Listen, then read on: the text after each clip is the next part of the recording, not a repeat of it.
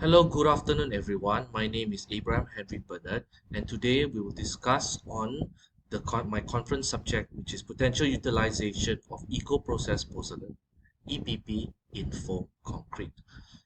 Now, foam concrete by definition is basically lightweight building material created by introducing air bubbles into a cement-based mortar without the presence of coarse aggregate.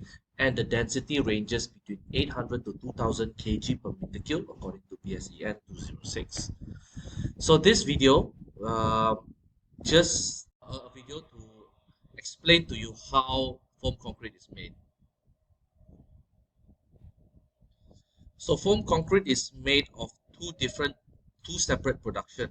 One is the creation of the bubbles, whereby the foaming agent and water is introduced with air, and the other one is your sand, cement, and water combined homogeneously, and these two parts combine together to form foam concrete.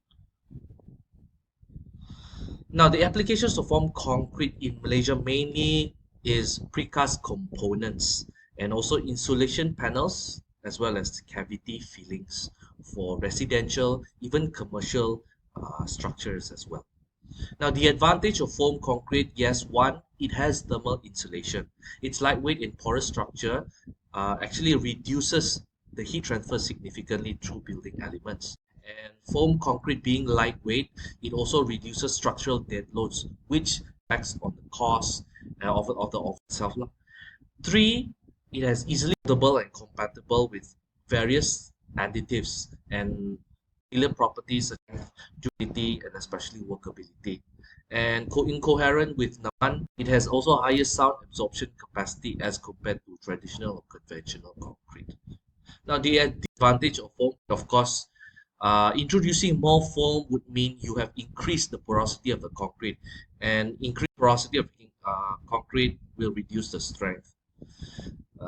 And also there is a high tendency of segregation due to the separation of the foam and cement mortar. So it is very important that the mixing part of the foam, the combination of the foam and also the mortar to be slightly longer than normal. Okay, and of course, due to the lack of coarse aggregate, drying shrinkage is very apparent. Now, there are several ways we can actually mitigate this disadvantage, and the most popular one is actually the intrusion of pozzolanic material. And what has been popular and common for the past decade is palm oil fuel ash, fly ash, palm oil clinker, bottom ash, and also your spent bleaching earth. And now, uh, the latest pozzolanic material that have been part of our research and some in West Malaysia is eco-processed pozzolan. So in Malaysia, eco-processed pozzolan is actually from your mostly from the palm oil industry, where the refining of your crude palm oil is then incorporated with bleaching earth or bleaching earth clay to become spent bleaching earth. Okay, so it's a solid waste material extracted from the waste product of crude palm oil degumming and bleaching process from refinery plants. And the waste product is called SBE or spent bleaching earth, which is further refined under calcination via heat to produce this calcite compound called eco-processed pozzolan and also spent bleaching earth oil. Okay. So when it comes to physical properties of EPP, the table that shows the table shows the summary of writers, where we found that Yunus at 2019 observed that the physical properties of EPP is rough and irregular porous structure, whereas Farhana and Kusaimi in 2020 found that it's much more spherical in shape. But Sutarno and Muhammad in 2023 found that its irregular shape, some spherical and agglomerated. Whereas for both Farhana and Sutarno, they found that the specific gravity ranges from 1.8 to 1.93. Now, when it comes to chemical properties of EPP, what we did here, we summarized EPP in comparison with SBE and POFA, since even though they are of different ways of production, but they are from the same palm oil industry. So we noticed that EPP SBE POFA has common uh, range of silicon dioxide, which is above your 40% to 66%. And then we can also look at your ferric oxide, which is ranging between 5 to 9%. But what's different from what's different that the researchers found from EPP and compared to the others, the magnesium oxide is slightly higher, whereas your calcium oxide is also slightly higher, indicating that uh, it could be a class C or class N pozzolanic material. Now, this table summarizes the fresh property of the intrusion of EPP, SBA, and POFA in normal and also form concrete that we have found, that recently found. So, in EPP, we know that Raihara and Yunus have done it in normal concrete, where they found a reduction of slump after 30, slump from 30 to 67% as the replacement increases. Not to mention also in foam concrete, SBE is actually introduced in foam concrete, whereby increasing levels of replacement actually reduces the flow spread by 4 to 42%. Similar with Rokia as well. Whereas for POFA, we notice a slight increase of workability up to 20% before it actually reduces. This is a comparison or a summary of compressive strength of concrete with the intrusion of EPP, SBE, and also POFA again. So we notice that overall there is a declining trend of strength, but what we summarize is that there is an improvement in strength when it's below 30% cement replacement. When it comes to density of concrete, of density of foam concrete intrusion of FASBE and POFA, there aren't any actually in EPP that we have found. But similarly, SBE and also POFA is from the same industry, so we could actually deduce that high content of this process spent bleaching earth actually lowers the density. But Mahmoud at 2021 found that incorporating POFA actually just have a fluctuating density lah. So not much to debunk here when POFA, where Abraham actually in foam concrete, where he mixed POFA and cement and also sand replacement, found that 16.7 reduction on density when the dense specimen is 100% of POC was replaced by sand, and 10% of cement replaced by POFA. This is a table of a relationship between density and compressive strength of foam concrete. So what we did here was to understand how does the density actually affects the compressive strength, and to see which density actually are able to yield or exhibit a strength that is load bearing, to see whether which density actually yield load bearing strength. And we noticed that Othman itself in 2021 says 1006 to 1650 ranges 10 to 23, which is a pretty good number. And across the board, we notice as density goes down, so as the compressive strength as well.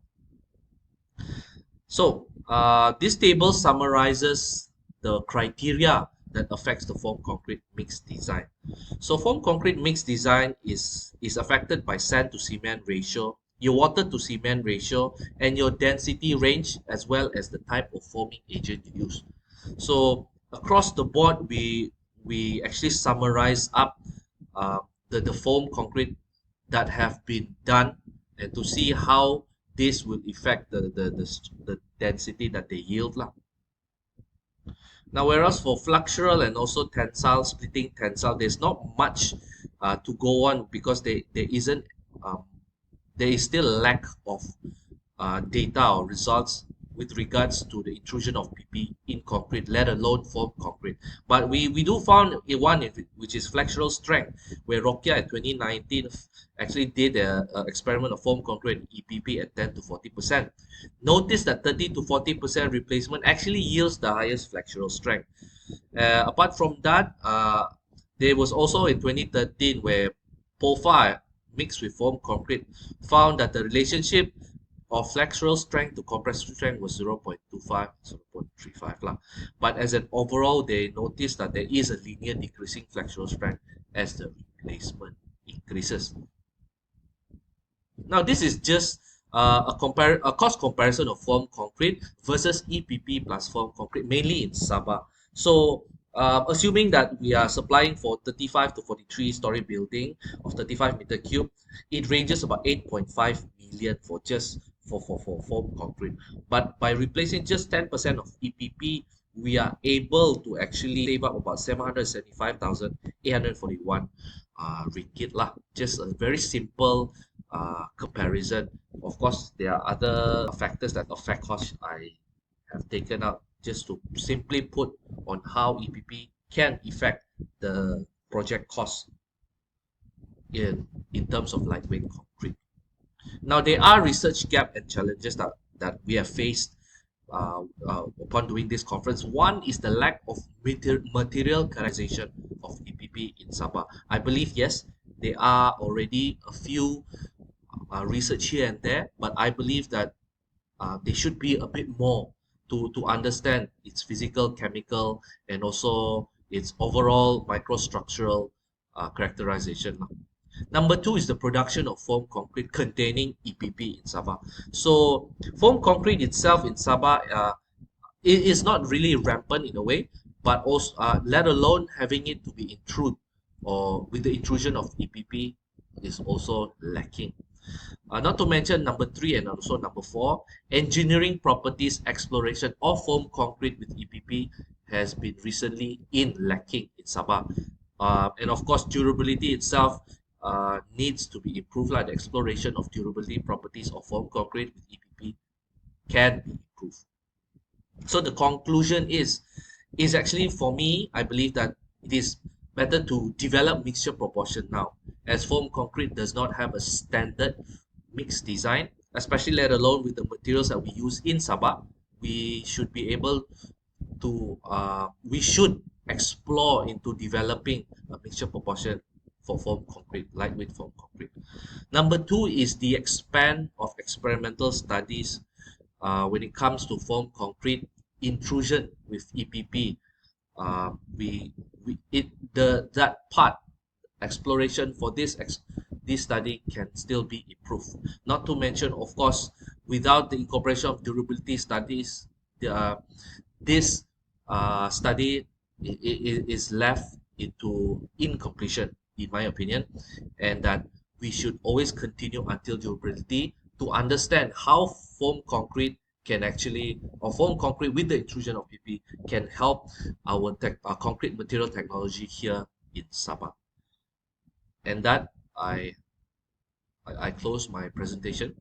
I hope you are able to understand the flow and also the presentation that I've done. Thank you.